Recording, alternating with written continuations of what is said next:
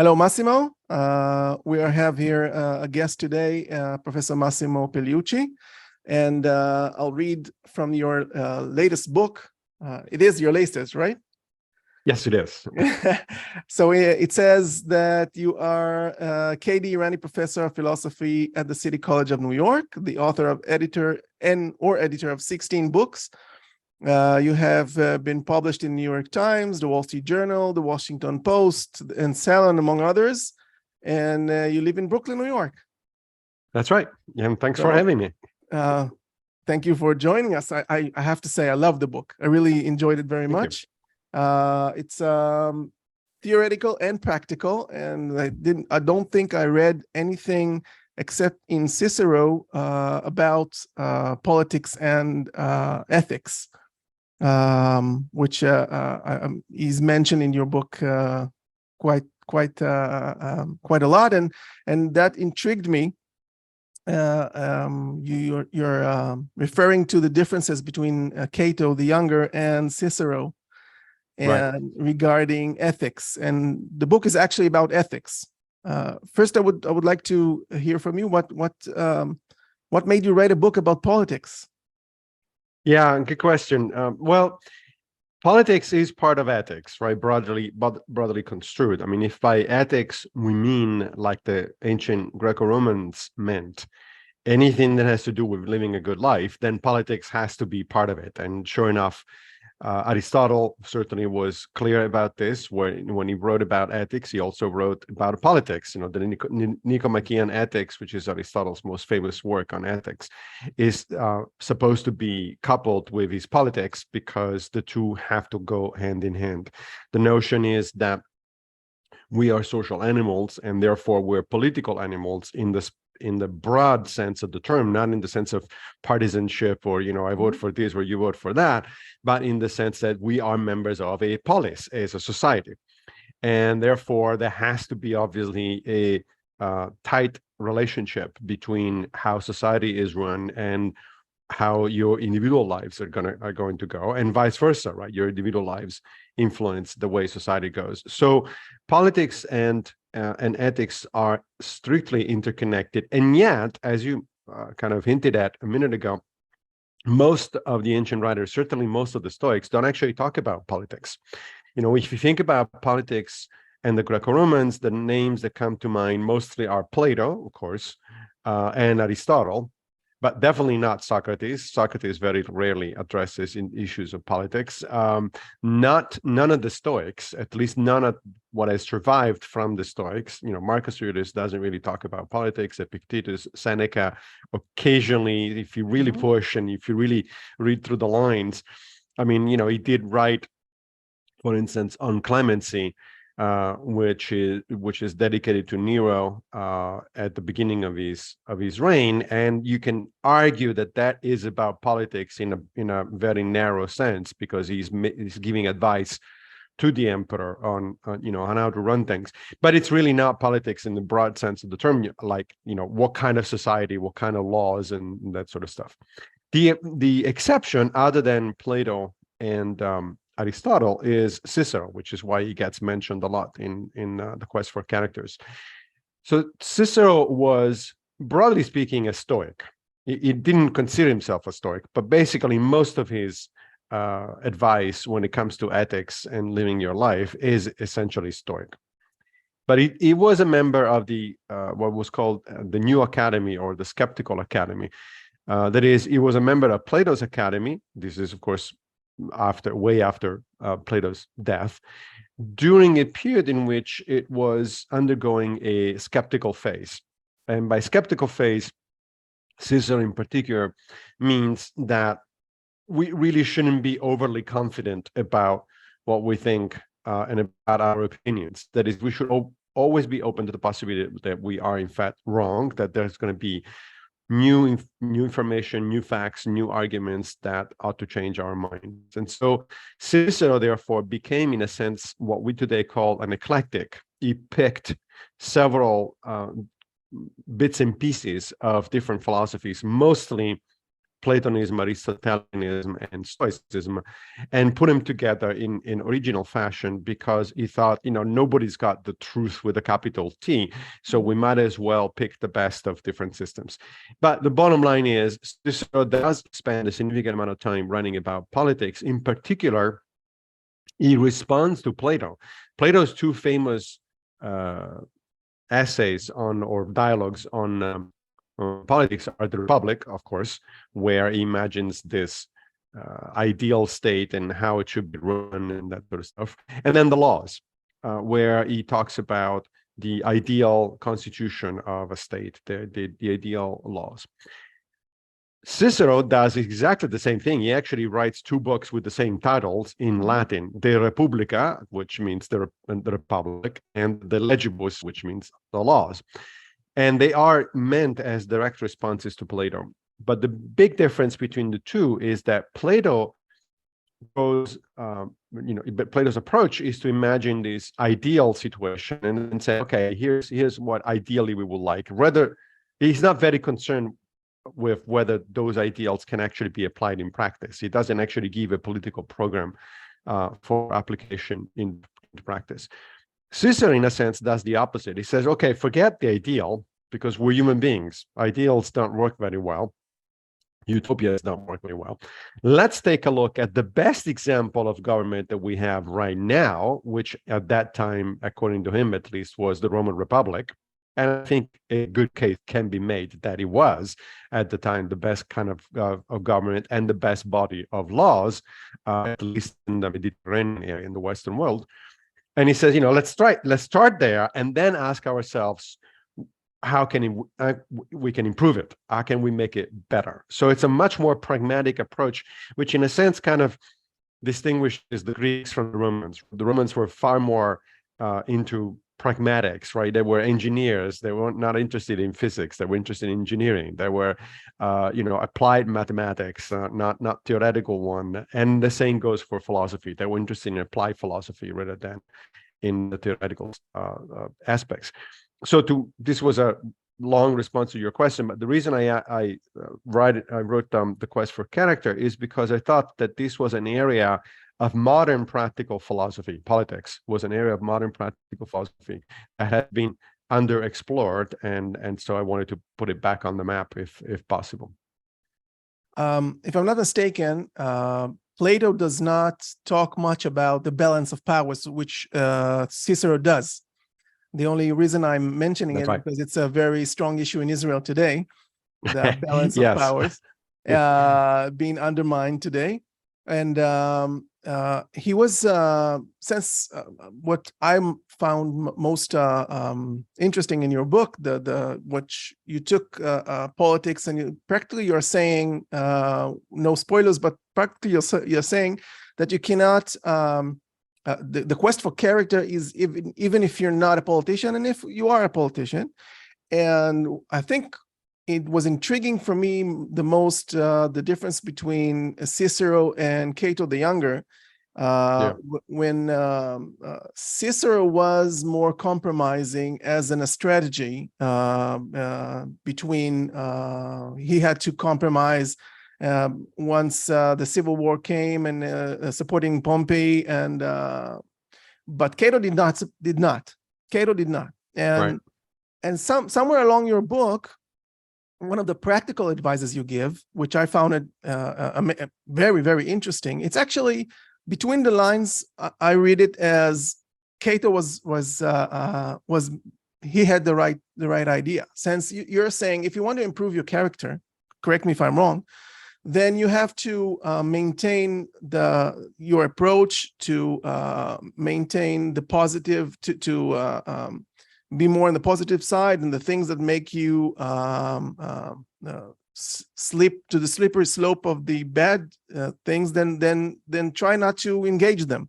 Try to stick on the positive. And it seems to me that Cato was on the right side, since he was not compromising on his character, on his ideals, basically his virtues.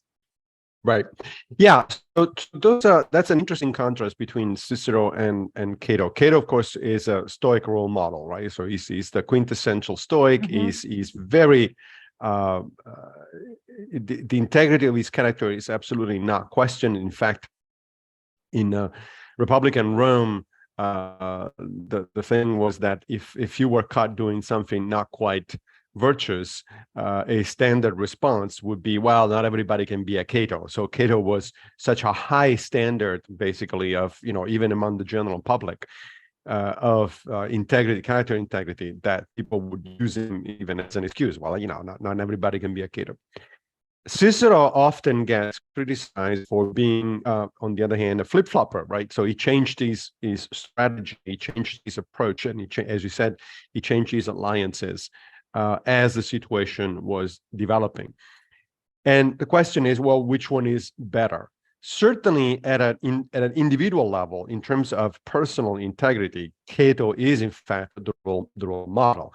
Right? We would like, as Epictetus says, to keep our integrity as much as possible, and if we have to compromise, if we have to sell it, as Epictetus says, we should sell it at the highest possible price. That is, it's the most important thing that we have, at least according to the Stoics. However, if we're talking about politics, there is a downside in being such a purist as Cato was. I mean, let me read you a quote from Cicero. He writes in one of his letters to Atticus. Atticus was Cicero's lifelong friend, and they had an intense correspondence throughout his life. In fact, I'm rereading it now because I'm writing a book on Cicero, and it's fascinating. I mean, they talk about all sorts of things, from high-level politics to minor things like, I need to borrow your book, and that sort of stuff. Cicero at one point writes to Atticus about Cato, and he says, "As for our friend Cato, you do not love him more than I do, but after all, with the very best intentions and the most absolute honesty, he sometimes does harm to the Republic. He speaks and votes as though he were in the Republic of Plato, not in the scum of Romulus." I love that phrase, right? The Republic of Plato, meaning utopia, not the scum of Romulus, meaning, of course, Romulus, of course, was the legendary founder of Rome. So not the real world. So it refers for living in a tent or something like that. Correct. And so the basic idea that Cicero is putting forth here is like, look, if your goal is not to just be good for yourself, but be good for society, then you have to realize that society is made of people that have disagreements about things. And that although it's important for you to maintain your integrity in the sense of always trying to do the best that you can, and always keep in mind what your long-term objectives actually are, in practice, you have to compromise. There is going to be situations when, if you want to get anything done, you'll have to compromise. And I think that to some extent, Cicero was right. I mean, as I said, he gets criticized because of being a sort of a flip-flopper, as we would say today. But the fact is, one of his biographers has argued that Cicero actually never changed his mind about the overarching goal. His goal was to save the Republic. And his idea was that you would do that through a harmony of the classes. In other words, by developing a harmony between the poor and the aristocrats, the have and the have-nots, and so on and so forth. So he had a goal, and he had a way to get to that goal. However, in practice, throughout his long career as a politician, he had to adjust the specifics of his strategy, because otherwise he wasn't going to make any progress. So that is, I think, the dilemma at the heart of the quest for character, and also the dilemma at the heart of politics in general, right? Should I compromise, and up to what point should I compromise? What does it mean? What is the difference between compromising in a sort of positive fashion, in a more or less virtuous fashion, and just selling out, just give the other what they want, and take the consequences? That's a difficult question. I mean, sometimes the line between a reasonable compromise and giving up the shop is not quite that obvious, and people make mistakes. If you look at every successful politician, let's say in modern times, Winston Churchill, for instance, Mhm. you will see that, he's made mistakes. He has acknowledged and learned from his mistakes, just like Cicero was trying to do. And sure enough, Churchill was actually influenced by Cicero, but he was trying to get somewhere with as much integrity as possible. And the idea of the quest for character, as you just said, is that not just politicians, but we also in day-to-day life face a similar situation. We don't have to deal typically with broad societal issues. We have to deal with much more, limited issues that have to do with our career, with our friends, with our family. But nevertheless, we are in the same situation, the same dilemma that face both Cicero and Cato. We can decide to be just, have all of the integrity on our part and just be inflexible, but then you're going to hurt your friends, you're going to hurt your family. Things are going to not necessarily go the way they should. Or you can compromise, but then you have to be careful, because if you compromise too much, then you really are undermining your character. That is actually the question that baffled me. That's why I brought it up, because as I see it, in order to compromise, you need to have guidelines for something you will not, lines that you will not cross, which means the character has to be a condition before you compromise. I mean, your basic morally virtuous character must be a condition before compromising. Otherwise, you're not just, like you said, flip-flop or sell yourself. You actually don't know the line. You don't know up till when you're going to compromise. And which means, if I understand it right, the combination between the two is something that is will help you get along better in the world, certainly in politics, but you cannot compromise on your character. Am I right? Yes. I mean, the problem is, yes, ideally we want only people of good character to get into politics, right? Yeah. But I see that you're smiling, because that's usually not the case. I mean, that's part of the problem. So yes, I would agree with you that character is more fundamental. Character is something that is developed over a long period of time. Part of it is probably set genetically or by early experiences during early development. So there is only so much we can do anyway to change our character, to improve our character. But a good chunk, at least modern developmental psychologists seem to think that there is a reasonable amount of things that you can do to improve yourself, to become a better person. And that process starts when you're very young. It begins when you reach the age of reason, like around 7 or 8 years old or something like that. So it's a very early process. And of course, it is helped by your parents, your caretakers, your teachers, and so on and so forth. So it's a long process. It probably, I would say, a lifelong process, which, however, starts very early. So the better character you develop before you enter into adulthood and before you start making decisions that are actually consequential, either by your personal life in terms of family, friends, and so on, or in terms of public life, if we're talking about politics, the better. However, here, again, it's interesting to look at Cicero as a skeptic. So the skeptic would say, be careful of lines that are drawn too sharply into the sand, because the fact is, you might think that here's where to draw the line on a particular issue, here's where you're not going to compromise, but then you might learn more about that issue, or you might be exposed to new facts about that issue or different arguments.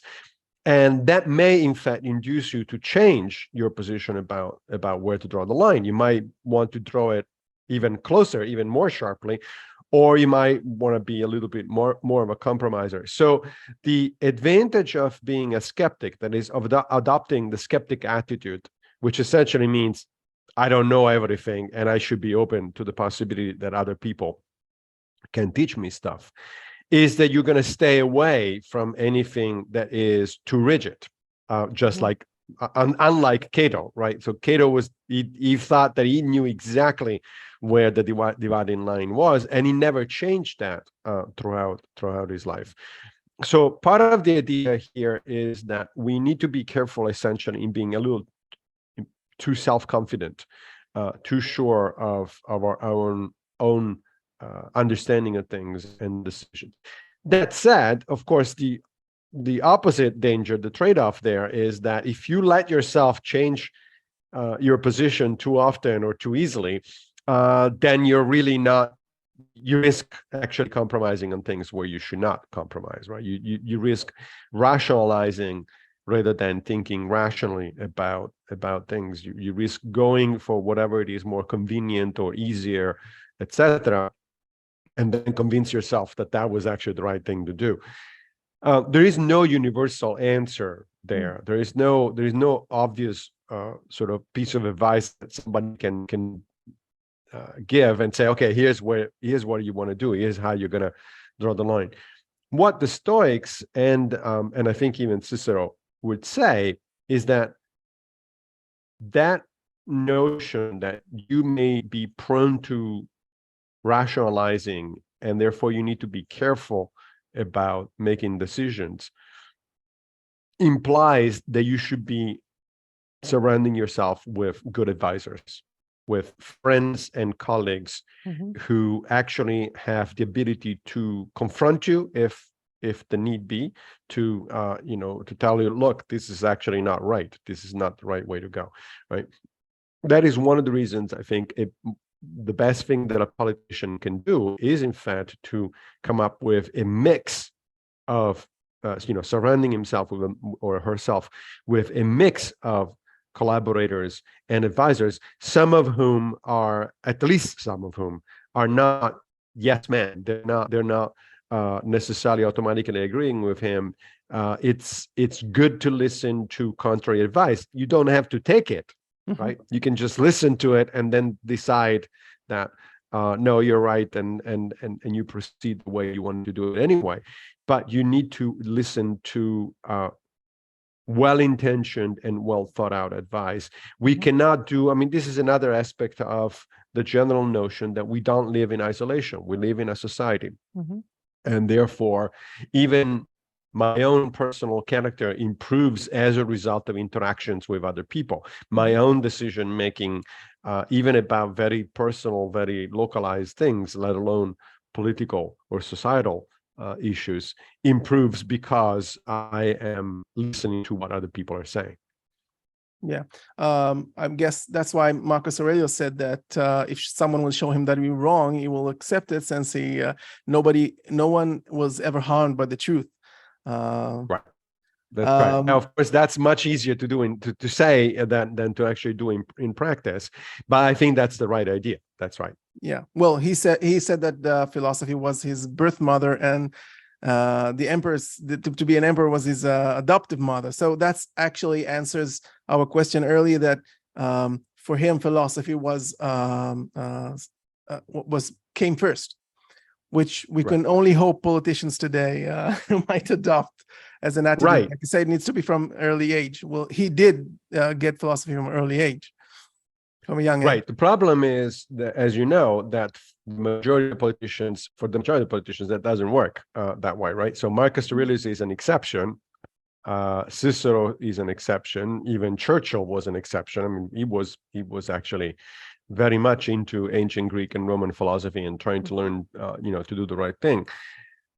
Unfortunately, the majority of politicians is not, or doesn't seem to be, at least seen from the outside, into that kind of thing. Especially the modern politician. I rarely hear them talking about character or virtue or anything like that, even at a perfunctory level, let alone at a substantive level. And the question we have to ask ourselves is why? Who is responsible for that? And in the book, I make the argument that we are responsible for that, at least in more or less democratic countries, such as Israel, the United States, and so on and so forth. At the end of the day, the buck stops with us. We are the one that put these people in charge. I understand it's not as simple as, we don't live in direct democracies, which is probably a good thing anyway. Yeah. But nevertheless, we are the one in charge ultimately. These people are there because we elect them. These people are there, at least in theory, to serve us. And although the reality is complicated by the effect of money in politics, by corruption, by all sorts of other, complications and ideologies, et cetera, at the end of the day, if we do not have a good political class, that's because we are not making sufficient effort to put a political class in charge. And so we need to start asking, instead of doing the easy thing, which is blaming the politician, that's fine as far as it goes, but we should really examine things at a broader and more introspective level and say, okay, what did I do here that was actually helpful? First of all, beginning with, who did I vote for, obviously, but not just that, because too many people seem to think these days that political involvement just means, oh, well, once every 2 or 4 years, I'm going to go and vote. Okay, that's great. That's the minimum you should do. That certainly is your civic duty.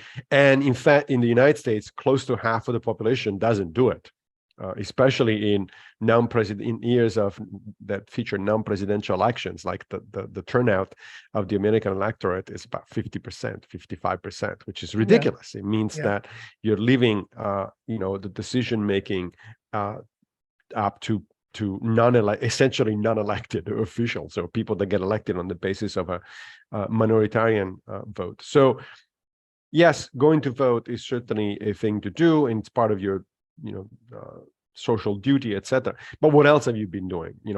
Between electoral cycles, what are you doing? Are you involved locally, for instance, in politics, at a local level? After all, very few people, I shouldn't say nobody, but very few people become national politicians if they're not for a politician at a local level. They build up their way up to the national level. So the way to really make an impact is to focus on the local level, because at the local level, elections are won on the basis of a few votes.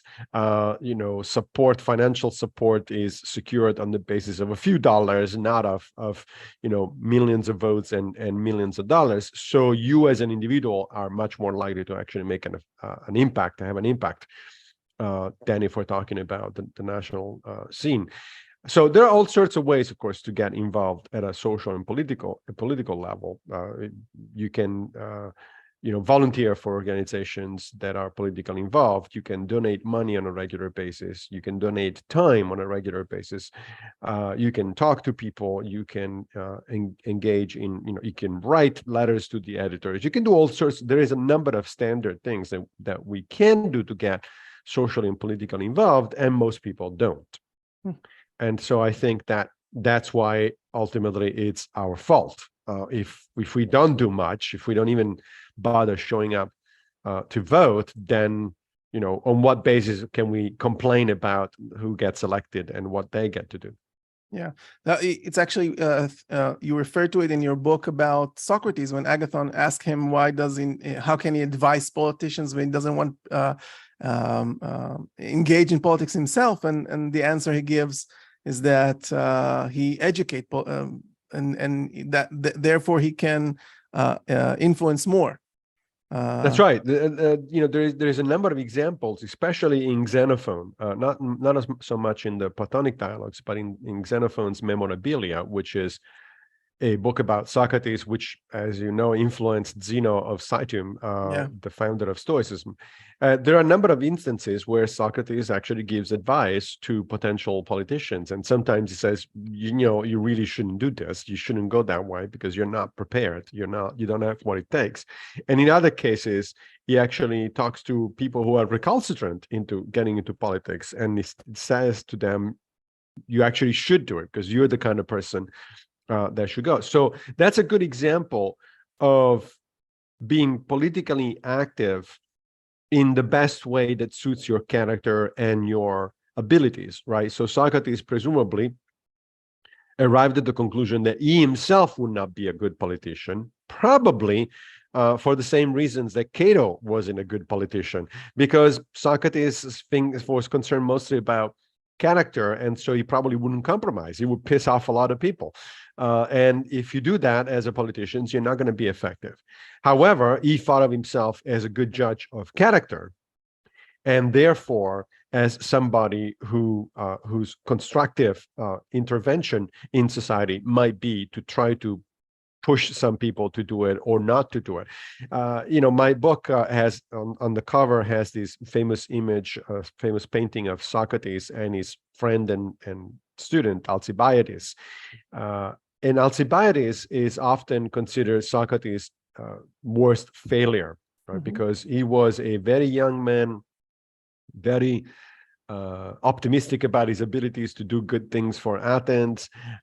He was rich, he was handsome, he was, he had everything in theory that one could want in order to be successful in life.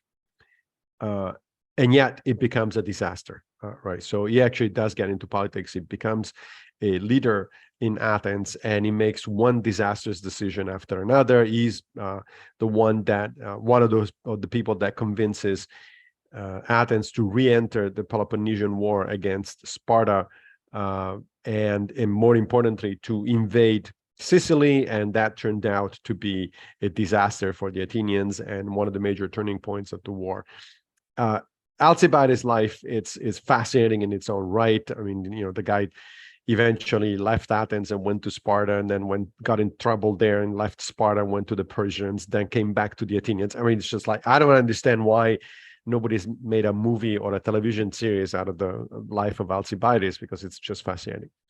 People look at this and they say, look, Alcibiades was a student of Socrates, and look what kind of disaster he's done. So it must be Socrates' fault. In fact, at the famous trial where Socrates was brought up for charges of corrupting the youth, so to speak, people talked about Alcibiades as an example of the bad stuff that came out of Socrates' advice.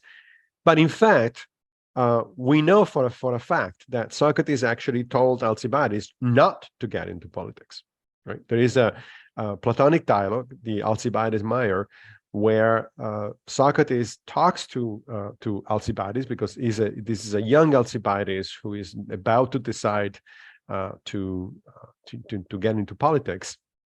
And the two starts talking, and basically Socrates is carrying out what we would today call a job interview. So he's asking Alcibiades, well, all right, so if you get into, if you're given command of the Athenian army, or if you become a leader in Athens, what are you going to do?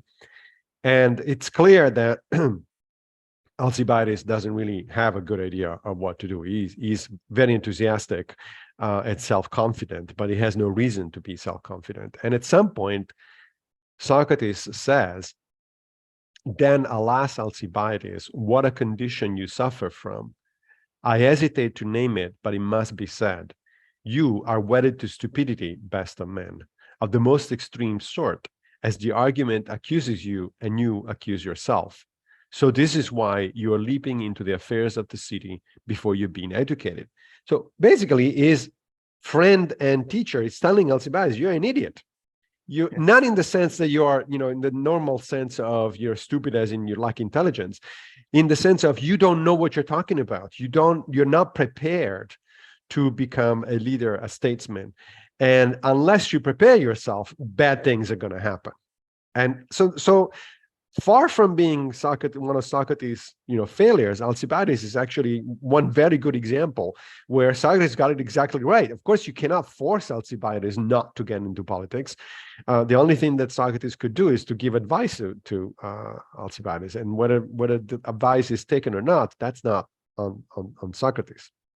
Yeah, which brings us to the practical part, which regarding quest for character. Actually, you talk in your book about the character gap, but right. The gap between what we perceive ourselves as, some people think they have a good character, which in reality they don't, or the gap between what they want to be and what they really are. Regarding, you actually give me a quite an amazing example about the bystander effect and the bakery effect. Right. It's really unbelievable in a sense. Someone can actually think you made it up.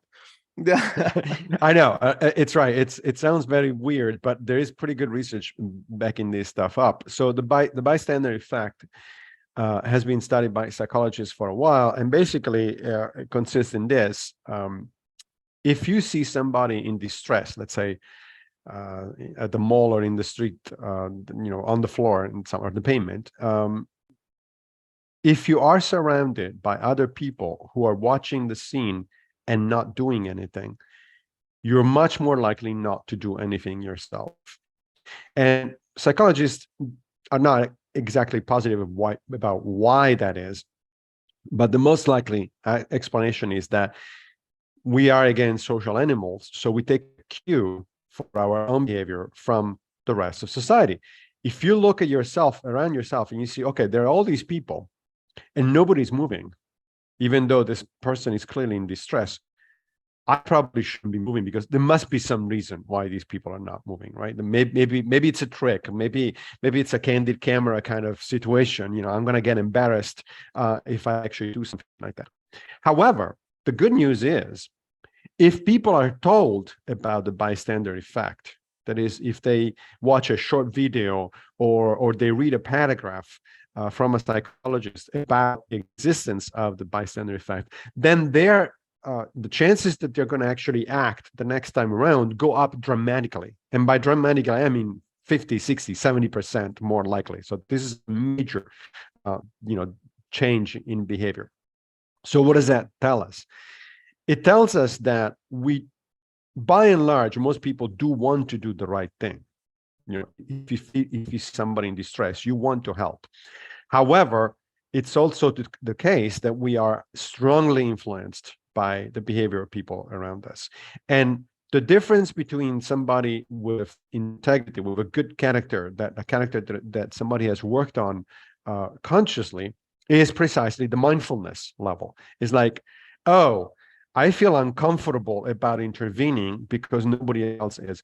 But frankly, I'd rather take the chance of being made fun of for intervening rather than taking the chance that this guy is actually, in distress and is going to die on my watch. That takes the extra effort. And that extra effort is a result of mindful practice. That is why the Stoics insist on practicing in order to become a better person, in order to improve your character. I mean, it's not by chance that one of the words that recur in Epictetus's writings is precisely the equivalent of mindfulness, of paying attention, right? He says several times, you need to pay attention to things.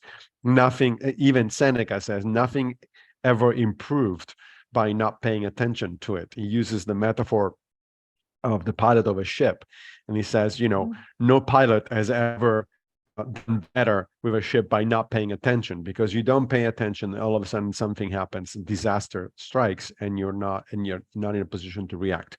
So one of the lessons we get from both the ancient Stoics and from modern psychology is that we need to practice mindfulness. Mindfulness in this specific case, today there is a lot of talk about mindfulness, and people use the word in very different ways. I am not talking about the Zen Buddhist version of mindfulness. I am talking about simply paying attention, right? Simply being aware of your surroundings and therefore be ready to do the right thing if something happens that requires you to intervene. This is a very old concept. I mean, even predates the Stoics. The pre-Socratic philosopher Heraclitus, who later on was an influence on the Stoics, he used to say that the problem with the citizens of Ephesus, he was from Ephesus in modern Western Turkey. He says, the problem with my fellow citizens is that they go through life sleepwalking. Yeah. That is, they don't pay attention, right? They if they only open their eyes and started to pay attention to what's going on, then their lives would be better, and everybody's lives would be better. So that's a major lesson. Just pay attention, be prepared to do the right thing, to intervene. Seneca reminds us that a mind that is prepared for something is much more ready to go into action. It's much more efficient when actually something happens. If we are caught off guard by something, we don't know what to do. The first thing is paralysis. It's like, oh, what's happening here? I have no idea. But if you're ready, if you're prepared, as in the case of that we were talking about earlier, if you know about the bystander effect, then the next time that something happens to you, happens around you, you're actually paying attention. You say, okay, forget the bystander effect. I'm going to do something. It's actually, it's in another sense, proves that the Stoic were right if everybody will practice, if the most people, more and more people will practice and do intervening for the common good, then the bystander effect will actually be on the other way around. Once you see people acting virtuously, you'll act more virtuously. So the whole concept that we are social animals it's also work on the bystander effect. That's right. And in fact, one can go as far as saying, again, that both with the ancient Stoics and with modern research in developmental and cognitive psychology, our behavior, we tend to think that, oh, well, I cannot influence other people, like whatever I do, it's kind of irrelevant mostly. But that's not true. There's research that shows that our behavior strongly influences the behavior of people that are close to us, our friends, our acquaintances, etc. For instance, research shows that if you decide to quit smoking, there is a 50% chance that your closest friends will also quit smoking. And vice versa, if you start smoking, there is a 50% chance that your friends will. That's a major impact. 50%, it's a major one. And notice that it is about your actions, not about what you say. So if you can tell your friends not to smoke all you want, they may or may not listen. It's not, it's just words. If you actually do it instead of saying it, then there is a far higher chance that you're going to influence other people. That is what Marcus Aurelius at one point meant when he said, stop talking about how being a good person, just be one, right? Yeah. So actions are far more important than talk. This is recognized also by different ethical traditions. There is a modern ethical tradition called ethical culture, which was started in the 1800s by a guy named Felix Adler. And the basic motto of ethical culture is deed before creed. In other words, do the thing before you even start talking about it, right? Talking about stuff, it's fine. It reinforces, talking to people and teaching, it reinforces certain notions. It may open up people's minds to situations or thoughts that they had not had before. But by far the most impactful thing is actually behavior.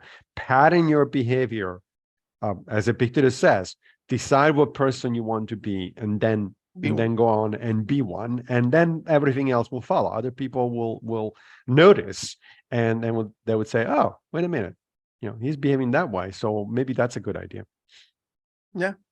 Well, thank you very much. I have to say that no flattery intended. I did really love the book. I think it's very practical, very insightful, and actually very friendly, even for people who are not really into philosophy. Maybe we should start giving it to politicians as a gift. We will all benefit from it. We will all benefit from it. So thank you very much for joining us. Hopefully I'll see you soon. Yeah. Yes. Thank you very much. Thank you, Massimo.